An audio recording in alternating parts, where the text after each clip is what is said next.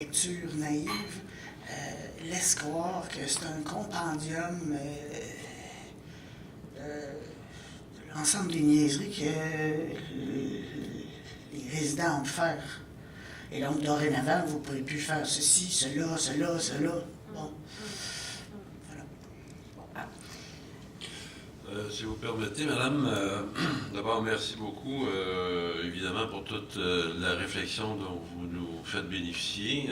Vous avez évoqué non seulement les années où vous avez été et êtes encore résidente, vous avez surtout évoqué aussi vos responsabilités d'administrateur. D'ailleurs, je tiens à souligner le sérieux avec lequel vous vous occupez de cette obligation, non seulement parce que ça se reflète dans votre mémoire, mais je pense que vous avez aussi, vous êtes mérité des prix de la Fédération des coops d'habitation, un prix bon coup pour votre planification stratégique. Donc, je pense que vos commentaires, là, c'est du sérieux, vous savez de quoi vous parlez, et c'est très intéressant pour nous de recevoir ça. Comme le temps est un peu limité, moi, il y a deux sujets qui m'interpellent beaucoup dans votre mémoire. En tout cas, vous pointez du doigt deux sujets qui m'apparaissent intéressants à examiner plus en profondeur, ou du moins à discuter, en tous les cas, dans un premier temps.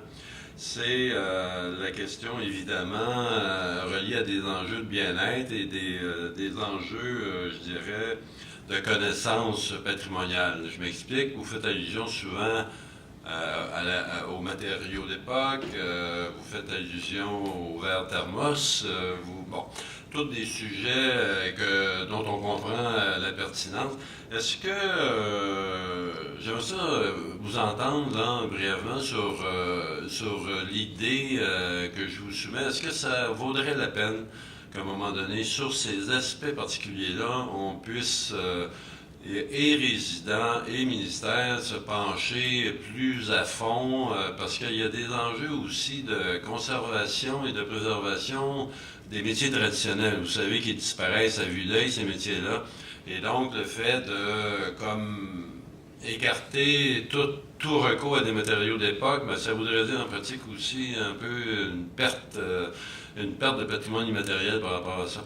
Alors donc, une espèce de chantier sur les matériaux pour en arriver à peut-être à réussir à trouver des solutions là, qui seraient quand même intéressantes et qui tiendraient compte des préoccupations légitimes des citoyens et en même temps qui permettraient quand même une certaine protection du patrimoine. Ça, c'est mon premier sujet. En n'importe quel temps. Ah ben, alors, vous avez répondu à ma question. Et l'autre sujet, qui est un peu quand même lié à ça, moi, j'ai vu l'importance, par exemple, des crédits d'impôt dans le domaine du cinéma et du multimédia. Ça a engendré un écosystème. Une idée d'un crédit d'impôt patrimonial, pensez-vous que justement parce que ça amènerait une certaine roue qui permettrait à tous les intervenants d'être mieux soudés dans la défense et la conservation du patrimoine, que ce serait une idée intéressante?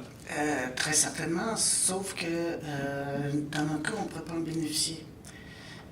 À moins qu'il y ait une tournure que j'entrevois difficilement se mettre en place. Là. La raison étant, c'est que généralement, les coopératives d'habitation, comme elles ne peuvent pas faire de profit outrancier, par le fait même, on ne paye pas beaucoup d'impôts, et donc, c'est somme toute, c'est inutile, à moins que vous me transfériez ça sur mon impôt personnel. Non, mais alors, dans l'hypothèse où... malheureusement, alors que tout peut évoluer dans la vie. Hein, dans l'hypothèse où il y aurait une place plus grande accordée à ceux qui pourraient être en aide des bénéficiaires, est-ce que vous pensez quand même que c'est une aide? Absolument. Il s'agit juste de trouver une façon par laquelle les coopératives pourraient bénéficier de ça. Parce que, par exemple, l'installation de thermopompes dans un syndicat de copropriété, les copropriétaires peuvent, eux autres, bénéficier des subventions. Et nous, non. Alors, voilà. Mais encore là, si on peut trouver une façon d'alléger le poids financier, tant mieux. Parfait. Merci beaucoup, madame. Merci.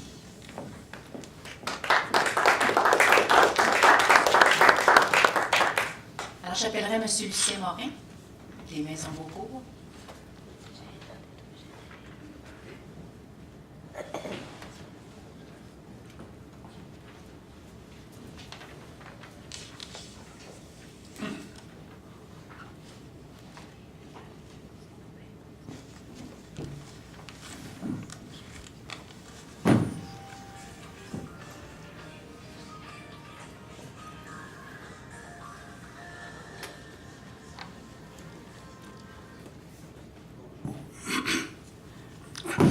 Mesdames, Messieurs, bonjour, mon nom est Lucien Morin.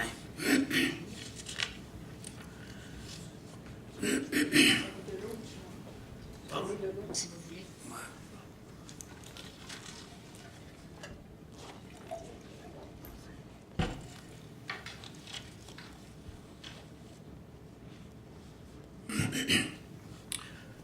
Nous sommes des résidents des maisons de Beaucourt, un immeuble situé au cœur du Vieux-Québec. Résidents permanents, mais aussi résidents résilients, puisque plus de 60% de la population a fui le Vieux-Québec depuis 20 ans et que plusieurs autres pensent à la désertion. Nous remercions le Conseil du patrimoine culturel du Québec qui nous donne la possibilité de réagir à son plan de conservation et qui, de ce fait, nous permet d'illustrer par notre vécu au quotidien comment notre vieux Québec patrimonial est en train de se dégrader au point de disparaître sous le poids d'un tourisme de masse et commercial grandissant. Nous avons apprécié la grande qualité de votre plan de conservation et nous vous en remercions. Comme notre temps est compté, permettez-nous d'aller à l'essentiel. Oui. Le plan de conservation pose 4 questions. Que protège-t-on? Pourquoi protège-t-on le site patrimonial? Que doit-on préserver? Et comment doit-on préserver? Notre mémoire répond à chacune de ces questions en relevant, pour la commenter, la condition sine qua non de notre patrimoine culturel. Il doit être un patrimoine vivant, fait pour des vivants, et reflet de l'identité de notre société, la société québécoise, comme cela est spécifié dans la loi sur le patrimoine culturel et que vous citez au début de votre plan. En s'inspirant de l'UNESCO, voici ce que nous entendons par patrimoine culturel vivant. 1. Il est vivant en tant que legs et héritage des ancêtres, un vivant enrichi parce qu'approprié par les héritiers vivants, les premiers étant les résidents permanents du Vieux-Québec. 2. Il est vivant parce qu'il est de communauté nommée Québécois. C'est le nom de notre patrimoine culturel vivant. 3. Il est vivant par son mélange de continuité et d'ouverture, d'instinct de conservation allié aux nouvelles sensibilités. 4. Enfin, il est vivant en tant que patrimoine d'humanité. Le patrimoine culturel québécois est plus grand que son cadre, reconnu comme un bien d'humanité par l'UNESCO, qui l'a placé sur sa liste du patrimoine mondial. Or, le site patrimonial culturel du Vieux-Québec n'est plus vivant parce qu'il devient chaque jour de plus en plus invivable. Pour cette raison, le plan de conservation risque d'y être de moins en moins applicable avec le temps et dans un futur rapproché. Le Vieux-Québec se détériore à vue d'œil sous le poids d'un parti pris manifeste en faveur d'un tourisme de masse affairiste, d'une conception commerciale de la vie citoyenne et de son développement, et de certains choix de la Ville de Québec au nom d'une philosophie festive au service du tourisme et du commerce. D'après nous, la situation est telle qu'elle permet de penser que le pire est à venir. Nous avons donné un certain nombre d'exemples dans notre mémoire. Je vais les énumérer, mais je n'irai pas dans les détails de chacun parce que ça prendrait trop de temps. Mais en premier lieu, on pourrait donner quelques chiffres. Le 5 octobre l'année dernière, le Royal Princess, un navire de croisière, arrive dans le port de Québec avec 5000 passagers. C'est 600 personnes de plus que le nombre de résidents permanents dans le Vieux-Québec. Nous sommes 4400. Cette même fête semaine-là, il y a eu 6 navires comme le Royal Princess. La saison dernière, il y a eu plus de 160 navires de croisière qui sont venus à Québec. Pour 2025, le Vieux-Port prévoit accueillir plus de 500 000 croisiéristes. À chaque jour, il y a entre 350 et 400 autocars qui descendent devant le château Frontenac et déposent leurs cargaisons humaines.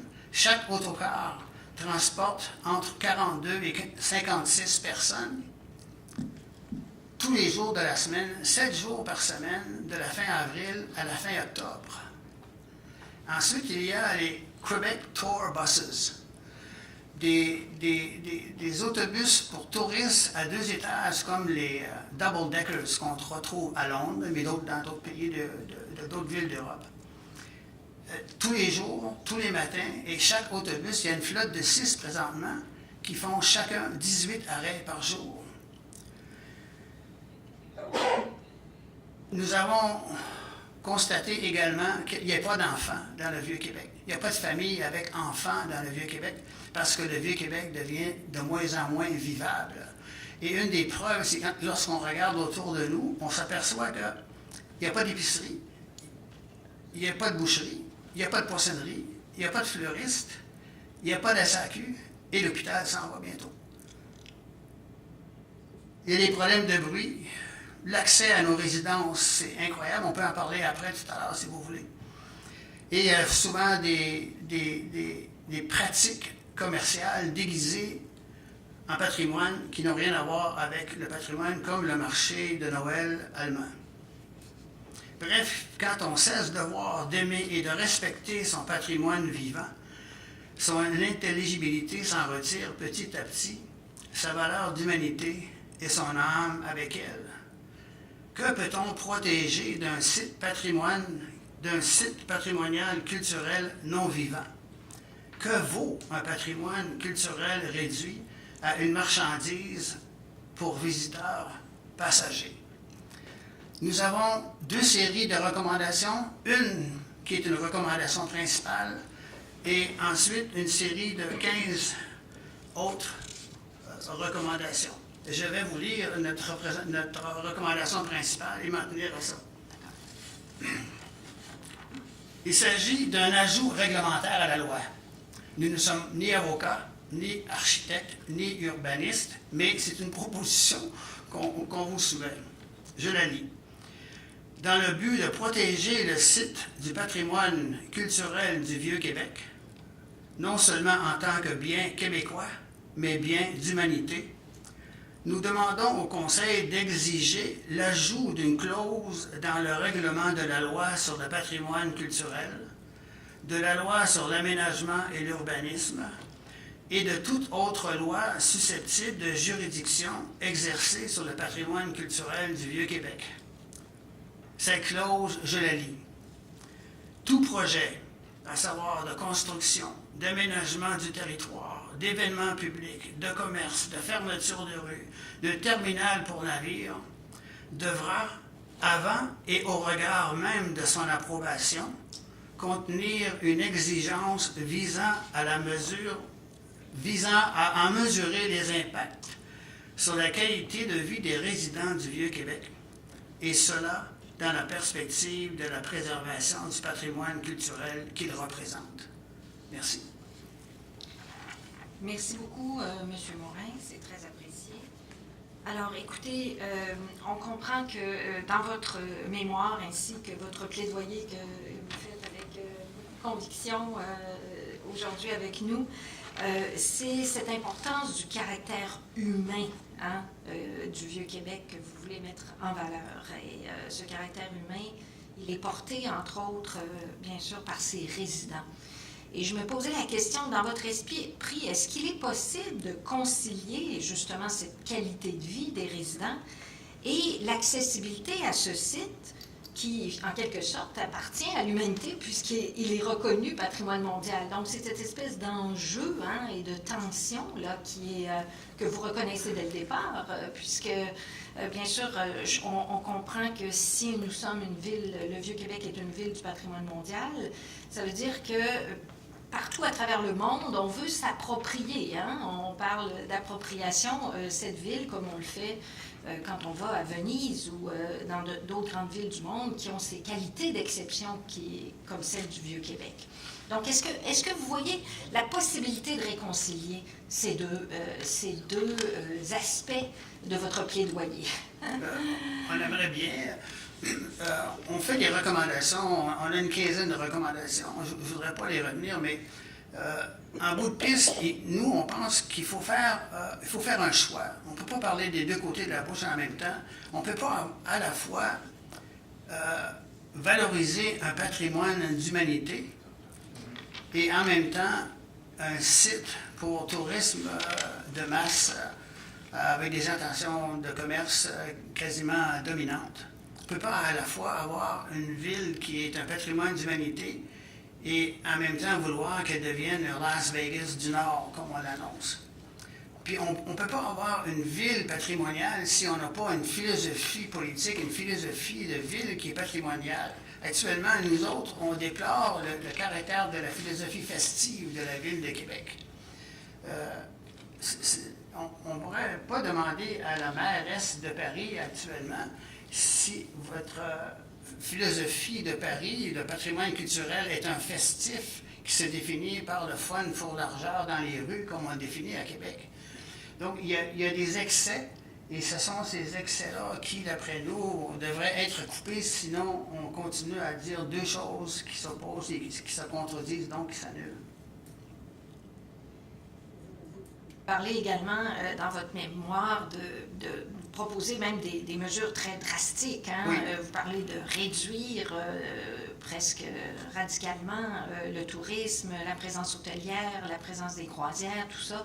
Est-ce que vous ne croyez pas que lorsqu'on propose des choses comme ça, il y a un petit peu un risque de mettre un patrimoine sous une cloche de verre? Hein? Ça, on a souvent cette espèce d'enjeu-là hein, quand on gère un grand site patrimonial comme le Vieux-Québec. Est-ce que ça, pour vous, c'est quelque chose qui pourrait être un enjeu? Oui, tout à fait.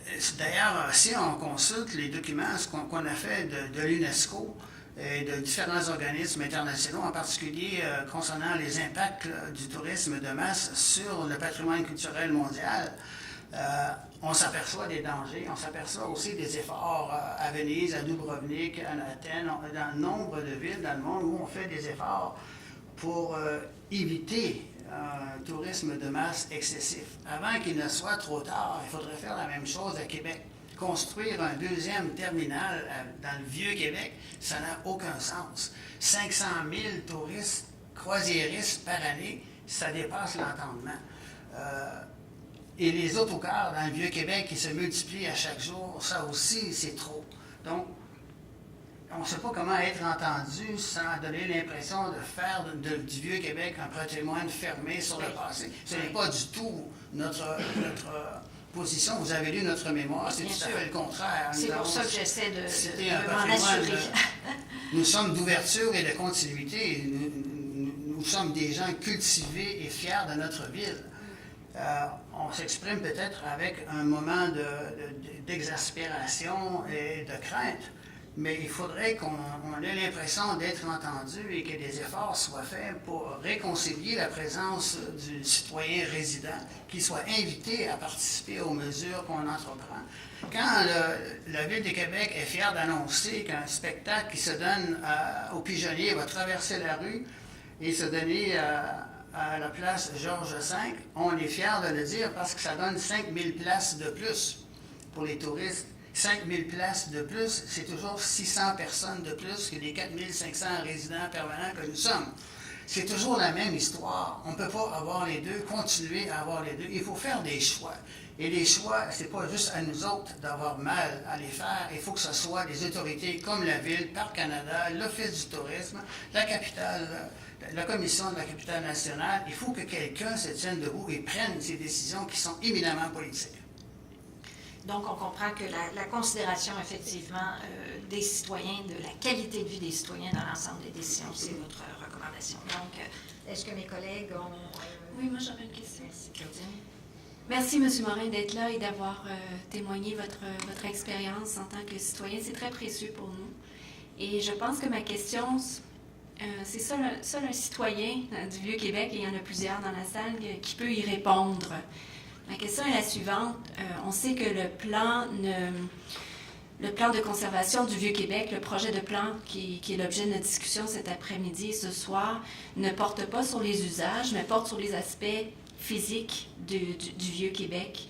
Est-ce que vous avez été témoin ou, à votre avis, il y a des risques inhérents à ce tissu urbain, à ces bâtiments, à ces aspects physiques du Vieux-Québec qui sont engendrés par la quantité de touristes dont vous venez de nous parler? Nous autres, on a été impressionnés par la qualité de votre document. C'est une merveille de document. C'est une recherche fouillée. C'est intelligent, c'est renseignant, c'est instructif, c'est de toute beauté. Sauf qu'on se dit, avec la quantité de gens qui vont venir ici et les moyens que ces gens-là prennent pour venir chez nous, les navires, les autocars, les autobus, on ne voit plus la beauté de notre patrimoine culturel. Il est défait par le règne de la quantité. Donc, on en arrive à la conclusion qu'on est tellement frustré de vivre cette situation invivable qu'on ne vit plus la beauté de notre belle ville de Québec, qui est en même temps la capitale de la nation. Il ne faut pas oublier, notre patrimoine est national et notre patrimoine québécois. Le patrimoine des Français, c'est un patrimoine des Français, mais c'est un patrimoine d'humanité. Nous autres, notre patrimoine québécois, aussi petit soit-il, fait partie de cette richesse de valeurs humaines partageables dans tout le monde. C'est une beauté inouïe et on en est fiers et très émus d'en parler. Merci, merci. Petite question, si vous permettez. Vous mentionnez d'abord, j'ai lu avec plaisir vos références littéraires dans ce mémoire. Bravo pour Saint-Exupéry et Citadelle. Là, ça donne du souffle et de la perspective quand même. Et je voudrais, moi, vous entendre parler sur un point en particulier. Là, je vous ferai grâce des autres considérations parce que votre mémoire est riche. Aussi en passant, il faudrait rendre à César ce qui appartient à César. Le mérite de ce plan de conservation appartient au ministère de la Culture et des Communications et les hommages que vous leur avez rendus, je voudrais que ça rebondisse jusque chez eux. Là. Ceci étant, vous pointez du doigt quelque chose qui m'apparaît important parce que il me semble que c'est présent dans les esprits là, de façon prégnante. Vous avez souligné que la mise sur pied d'un comité de transition pour encadrer ce tourisme de masse, qui est aussi, il faut quand même le dire, aussi bien souvent un tourisme culturel. Est-ce que vous pensez que ce serait un pas dans la bonne direction si vous aviez à privilégier des mesures? Est-ce que la création de ce comité vous apparaîtrait à prioriser? Ah, tout à fait. De même qu'un comité,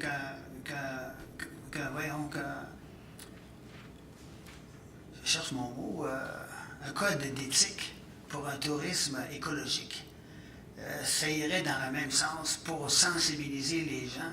Comme vous dites, les gens ne viennent pas ici pour détruire la vieille ville, ils viennent ici pour l'apprécier, mais la quantité est telle que, de sorte que votre suggestion, qui est aussi la nôtre, d'avoir un comité où des citoyens pourraient siéger, si c'est possible, ce serait certainement